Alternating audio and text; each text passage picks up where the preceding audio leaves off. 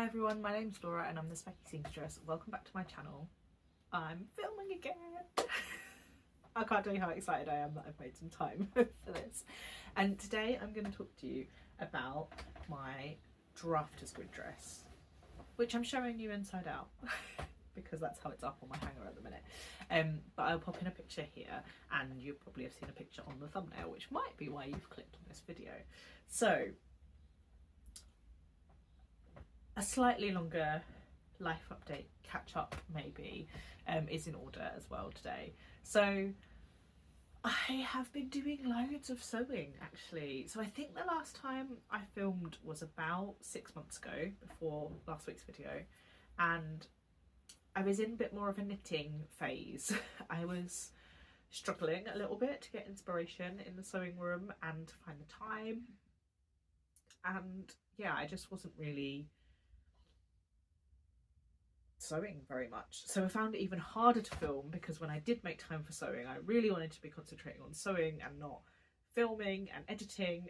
And yeah, it just went in a bit of a cycle, I guess. But actually I've been doing quite a lot of sewing and some really fun makes, and I think I've found a little bit more of my creativity and I've found a little bit more of my style, because I think that once again my style is shifting slightly, and that always throws my sewing a little bit because I find it quite hard to then pair fabrics with patterns, and it just becomes a little bit of like a mental battle to get into the sewing room, which is not great. Whereas I guess with knitting, once I've decided to make something, it takes me so long to make it that it doesn't, that process doesn't really bother me quite so much. And I know I've promised a knitting video for ages, and I really do hope I get the chance to film it at some point, because actually I've done some really cool knitting as well, if I do say so myself, recently, and I would love to share that as well. But we'll get back to the drafter's grid dress, and the reason I wanted to give that little kind of précis, I guess, is because I've seen this drafter's grid dress a few times and I've looked at it and wanted to sew it for ages, but actually there's been a real change in my, it's not necessarily a change in my style, but I still love bright bold clothes, I still love bright colours, I still love lots of patterns, but I think I've just become more picky when I want big bright bold and when I want something, I don't want to say more grown up, because it's not that big bright and bold can't be grown up, but it's that distinction in my mind of like novelty to sort of slightly more sophisticated, I guess, which in my mind means grown up. And I sort of went through all of that with this, because the versions that I saw that originally attracted me to the pattern were very bright and bold. So this pattern is a patchwork pattern, so all of, you can see from the inside probably almost better, all of the pieces, you've got rows of kind of grids, and the versions that I saw that originally attracted me to the pattern were kind of black or very distinct grid lines with very bright different patchwork colours in the sort of windows, or like the main pattern pieces. And I love the idea of that, but I couldn't quite commit to doing it. And I found myself really struggling with like, what colours, what fabrics would I put together? Like, I saw an amazing version from Liz, who's the baker that sews, who had a different colour like scrap from all of her different makes in all of the windows with black grid lines, which looked amazing, but I couldn't, I knew that I wouldn't wear that anymore, whereas maybe 18 months ago that would have been the version of that dress that I wanted to make. So I knew that I was drawn to it, and I knew that the options for colour blocking and stuff really appealed to me, and all of the Robertswood patterns are very compatible with an engineering mind, because they've all got lots of pieces and structure, and it's a bit like pulling together a puzzle, which is very exciting. And I've obviously made the infinity ruffle skirt before and again, which I will tell you when I film my wedding video, not my wedding video, my brother's wedding sewing video. But I hadn't convinced myself, so I you know, it was just in the back of my mind as a thing I'd like to make. And then I just saw a flurry of really beautiful versions. So what Katie makes, or is it Katie Makes a Dress? I'll put the link down below, or the heading here. And so she made a beautiful version. Birdie So Obsessed made an absolutely stunning version, which is the version that made me go, yep, it's time. I want to make this. And Robert's Wood patterns are not the cheapest patterns in the world. In fact, this is probably the most expensive pattern I've ever bought. I bought the Infinity ruffle skirt when it was on a 20% off deal, and with the Infinity ruffle skirt you get the whole size range, and in fact it's infinitely ruffly and infinitely size ranged, because the Infinity ruffle skirt you build in like repeats of columns, so you can just add as many repeats as you want. The Drafter's Grid dress is not like that. And when you buy the £34 pattern, you only receive 2 sizes. And I do understand this, because a lot of work goes into every size, and actually the more, now I've made it, I appreciate the work that's gone into it even more, and I'll touch on that in a minute. But it's a lot of money, and they do offer these 20% off deals every so often for each pattern. So if you specifically want it and you wanted to kind of wait for that to come round, then I would strongly recommend it. I only convinced myself to buy it because I had been at work, my day job work, for 5 years, and they gave me a voucher for £30 to sort of celebrate the long service. And I decided that that would be a really nice treat to get myself with it. So the Amazon voucher went into our Amazon account for general purchases, and I spent the £30 on the pattern. Now, it took me at least 3 evenings of scrolling Instagram and looking at the size chart and looking at the versions that I liked and measuring myself and measuring other dresses that I'd made to figure out what sizes to go for. Now, I have not written down the size range because I'm unprepared, because I keep forgetting how to YouTube, but I will put it on the screen as to what the size range is. But what I would say is I am fairly near the top of the size range for this. So for reference, I have a 46-inch bust and a 38-ish inch waist. But I sized down for this make 4 times from my body measurements. Yeah, 4 times. So I bought the size 14-16, that comes as one size, and the 18. That's the range I bought, and I had planned to make the 18. That is what I'd sort of decided, and I was like, well, I'd rather buy one size down than one size up, because I know there's quite a lot of ease, and that gives me a bit of flexibility, because I have been losing a little bit of weight recently. But that's what I decided. I actually ended up making the 14-16, and the fit is lovely. So I would really take a look at the finished garment measurements. So there is not a body measurement chart on the pattern page for this pattern, but there is a size chart. If you go to the Roberts Wood page and have a scroll down, there is a size chart. And I think one of the reasons that they don't put a pattern, like a recommended body size, in the pattern pages, and they give the finished garment measurements instead, is to just allow for people to pick based on their ease that they would prefer. And perhaps my version is the lower end of the ease that the pattern would kind of accommodate, I guess. Like it's relatively close fitting at my bust, whereas the pattern is designed to be quite boxy, or not boxy, but oversized. But I would, yeah, recommend just having a look and a serious think about it. And I'm very happy to chat through my decision-making process, but basically I decided that I wanted something that would fit reasonably well at the upper bust. So I have quite a narrow upper bust and also a hollow upper bust, so it means like my chest angle is quite steep, I guess. I think that's the right way of putting it. But basically, things that are oversized tend to drown me up here, and I think then it makes the oversized look kind of too much. So I was quite keen that something fit me reasonably well in the sort of shoulder, upper bust area, even if it was then oversized elsewhere.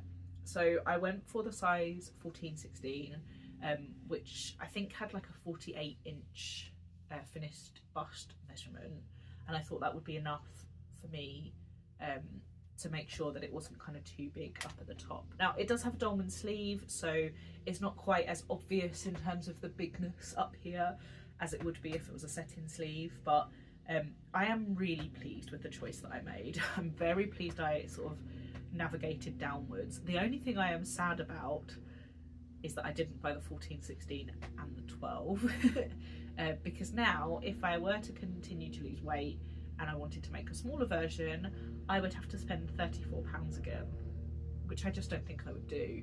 So it's a little bit of a tricky one, and it is a little bit of a stab in the dark, to be honest, which is not ideal, but the £34 was well worth it. I love this dress. I want to make more versions. My mind is full of ideas for making them. So that's a bit of a like sitting on the fence way of saying it's a lot of money, but I love it.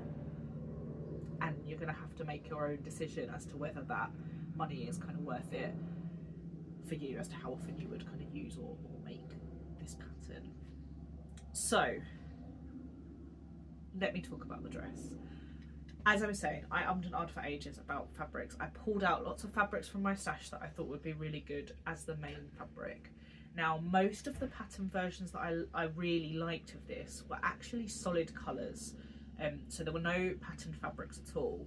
But I knew there were a couple of fabrics that I wanted to try this with. I'm actually looking to see if I have the one that I had decided I was going to make with it, but I can't see it easily, so I might just put in a picture.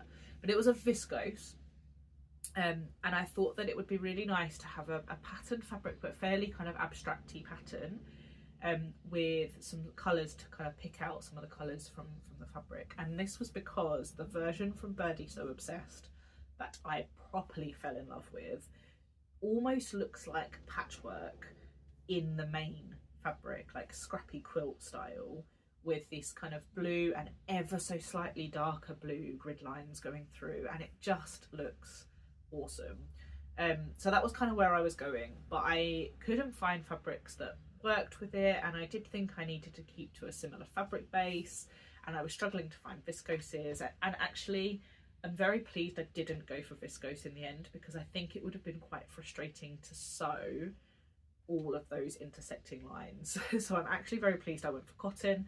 In the end, I enlisted the help of Yvan, my sewing buddy, business partner, cricket friend for a decade, who came and made a decision for me, because I laid out all of the solid colours that I had in my stash in linen and cotton, and the 2 or 3 fabrics that I couldn't choose between as the main one, and she sort of picked them out and went for it. And I told her my kind of boundaries for it, and she worked within those and helped me kind of figure it out, because I had seen a version, I'm actually trying to remember who it was that I saw the version. Oh, it was Meg from Cooking and Crafting. So the pattern is written as if you use 3 fabrics. So you use 1 fabric for the main pieces, you use 1 fabric for all of the bigger grid lines. So this bit here where I've got the mid purple, and this bit here where you've got the light purple. So that would be fabric 2, and then fabric 3 would be the intersections here. But I use 4, and that is because I saw Meg at Cooking and Crafting use 4, and it made me think, hang on, I can achieve the sort of vibe that Birdie So Obsessed has with her blue sort of range of colours, and the vibe that Meg has with the 3 colours of the grid lines together, to pull together a more kind of cohesive look without too much contrast between all of the colours. So I chose this cotton lawn, which is Lady McElroy fabric. It's called Amarachi, and I wanted it for ages before I finally picked up, thanks very much to Brenda, who let me buy her her cut of it, and then I went with all of these purples, and once I had decided what fabrics to use for it, it came together surprisingly quickly, and that's partly because of my ADHD hyperfocus, and partly because actually it's really compatible with small scenes, small amounts of time, sorry, like pockets of time between kidnaps and kid pickups and, you know, after bedtime, because actually most of the seams are pretty little, so you can come and really progress sort of little pieces and feel like you're making quite good progress on it. Now, I sewed this in a week, so I started on the Sunday, it was finished the next Sunday, other than some hand sewing that I did like the night before I planned to wear it. And I really made an effort to finish it really nicely, so I actually think you could finish this quicker. And I'm planning on taking another version. I'm doing a sewing weekend in November, which I know is quite a long way away, but you know, we like to plan in advance. And I think I could finish a version of this in a 3-day sewing weekend, so that would be reasonable. I think a reasonable chunk of time, as long as you had it all planned and maybe cut out in advance. I might cut it out in advance as well, because one thing I was asked is how on earth do you keep track of all of the pieces. So this dress, which has short sleeves, so you can add long sleeves to this, you can also add length to it as well. There's 150 pieces of fabric, which is crazy, but actually it's not as difficult as it sounds because if you start with bodice, it's split into front bodice and back bodice. You lay it out on the table, it probably takes up the space of one large cutting mat, so like a 90 by 60 cutting mat. It actually becomes very clear quite quickly because it's really well labelled. Each of the pattern pieces is labelled with an F for front, a B for back, an SL for sleeve, and a YK, I think it is, for yoke. So, and an SK for skirt. So it's very easy to keep a track of which piece is which. It's also labelled with row number, so 1, 2, 3, 4, 5, 6 all the way down, and column letter, so it's either A or B. So I would really recommend, if you just lay them out so that you can see what it is you're making and assemble it row by row and then assemble the rows together, it's actually quite an easy make. And I know that I've not explained that in a way that makes it sound easy, but once I'd done the front bodice, I kind of knew what I was doing then, and the skirt became so much easier. Like, it just becomes kind of easier to do. So you don't need to lay out the whole thing all together, just the front bodice, then the back bodice.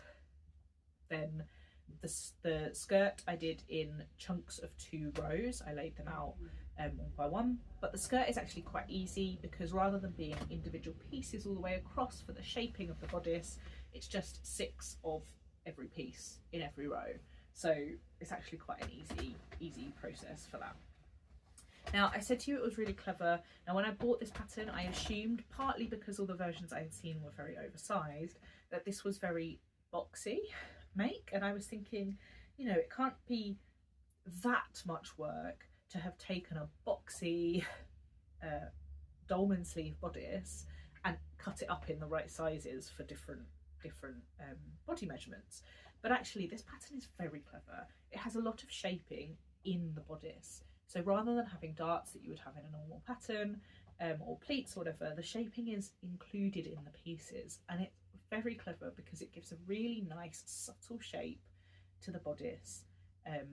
So it's actually very, not form-fitting is the wrong word, but it has shape to it, it has 3D to it, and it's honestly really fun to bring together and pull together. So when I said I made an effort to finish this really nicely, now this dress has an invisible zip. Now when I was making it, I thought, I don't want to put an invisible zip in this dress. Like, an invisible zip across all of the grid lines, it's going to be such a pain to match. And if it's so oversized, I'm like, do I need it? Like, can I just lower the neckline enough so that I can get it on over my head? And I thought about that, and I did lower the neckline by about 1.5 centimeters because it was very, very high at the front neck. but I did decide to stick with the invisible zip because I didn't want to ruin the top pieces very much. You can see here it's actually quite narrow width at the back, and I didn't want to kind of interfere with that. But I wanted to finish everything really nicely, so I actually finished the inside of the invisible zip with this bias binding, which comes from my shop and is available on retail now. So this was one of our designs that came in our monthly bias binding club, and is now available, so they're like exclusive for 3 months. And then I finished it with button and loop. So this elastic here is a hair elastic that I bought because I wanted it to match, and the button's just from my stash. I also put some very appropriate labels in, so I said that this was like a more grown-up, sophisticated make, so obviously it had to have a dinosaur label in it. And then I also put this in, so it says, no, I won't make it for you, and I think that that is apt for this much work.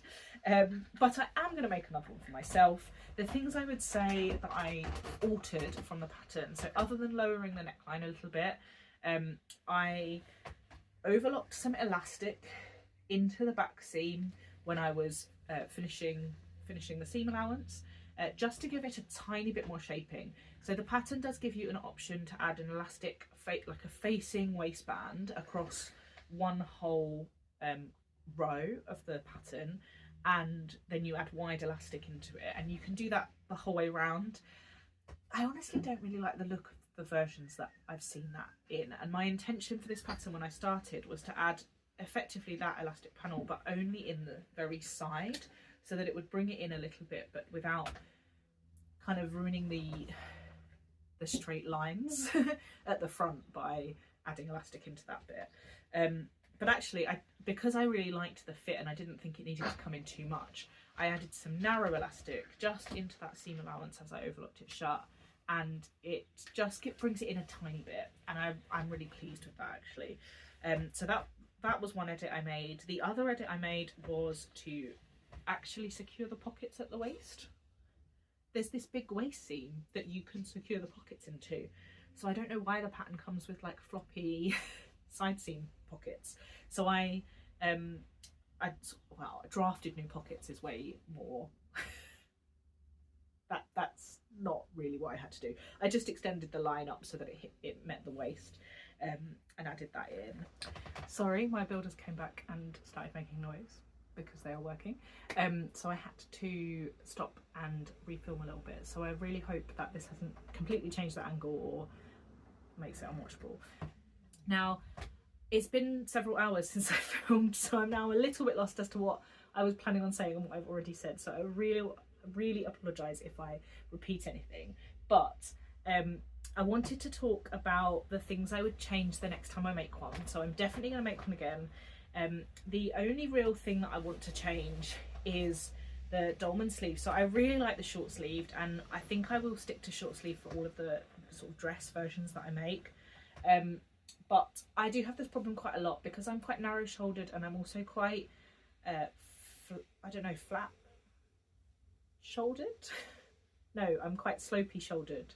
So basically my shoulders are little compared to the rest of me in some way, shape or form, and that means that often with dolman sleeves they flick up at the shoulder where the sleeves are, and these do that a little bit. And I'm going to wear it for a bit and see if I care enough to go and put kind of a dart in at the shoulder. But next time around, this yoke piece, so there isn't a shoulder seam that I could just take in a little bit, but I could alter these pieces to effectively take a little wedge out so it just sits a little bit better at my arm. But honestly, I think that's really the only change I would make. I would like to explore the extension pieces of this skirt. So the skirt comes with 6 skirt layers, I think, 6 skirt rows. 1, 2, 3, 4, 5, 6, 7 skirt rows. And there is an extra piece of the pattern that is an extension piece, which they also have for their Infinity ruffle skirt pattern. So you can alter the length. Obviously you can remove as many pieces as you like, but it gives you the pieces to add an extra row. And I honestly didn't really know what to make of the length because looking at the patterns online, there was such a range of lengths using the same number of pattern pieces, and obviously that's just because people are different heights. I understand that, but I really struggled to imagine what length it was going to be. So I made this one the length that the pattern comes, and I'm really happy with it. But I do think it would be cool to make one with one more layer on it as well, possibly as like a more occasion wear feel. But I feel like with this make, I've really hit the right style for me. Like, there's bright colour, there's big print, you know, there's lime green in it, but it still feels quite grown up and quite wearable. I wore it to a wedding a couple of weeks ago with lime green sandals, which was I was very happy with the look, and it's super comfortable to wear, so that kind of is nice for a going out thing. But paired with like Converse or trainers or boots in the winter and a cardigan, I think it's pretty wearable as relatively casual. And because it's so comfortable, because it's not got too much sort of, it's just kind of mostly over the head, it's quite compatible with my toddler mum life as well. So there definitely will be more. I think you can definitely dress this pattern up or down, so I definitely think I could make a dressier version. The fabric that I'm going to use for the next version that I make, or at least the next one that I've planned at the minute, we all know that I like to make a plan and then something will jump to the top of the queue and everything goes out of the window, is this fabric. So this fabric I got from Bornella Fabrics from Tanya at Thread Festival last week, and I just couldn't stop thinking about it being a drafter's grid dress. I think I was a little worried that you would lose some of the effect with the grid lines, but I actually think it's going to be really cool.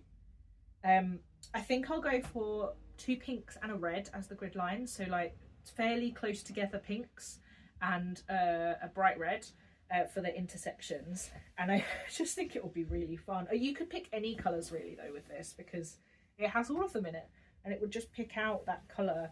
But I've put together the 2 pinks and taken a photo, which I'll pop in, and I do think that it would be, yeah, just really fun. I did also think that you could do black as the intersections, and that would be very graphic. That would be quite cool, but I'm not sure what I would pair it with. I mean, there is white and black here, so you could literally do white and black. But yeah, I'd love to know your thoughts. I still also really want to make a solid colour version. The version that I fell in love with of the solid colour was red as the main fabric, and then pink and purple as the grid lines, and it just looked awesome. But I can't quite work out a 3 colour palette that will work as well as that that I might have something of in my stash. Let me know what you think, and whether you would sew it, what you would pick from my stash that you would use for another one, because I'm pretty sure you guys know my stash better than I do, or at least as well as I do. Because sometimes you can pull out recommendations of fabrics that I'd forgotten existed, which is amazing. So if you have any thoughts of like, oh yeah, Laura showed this video back in 2021 with this amazing fabric, tell me, because I might have forgotten, and that might make my perfect next drafter's grid dress. I'm sorry this video has been a little bit scatty, but I think that's just what we're going to have to put up with while I'm getting back into the swing of filming, and hopefully when I'm filming every fortnight I'll find my flow a bit again. But I've always been a little bit scatty and rambly, so we'll see. Thank you so much for watching, and until next time,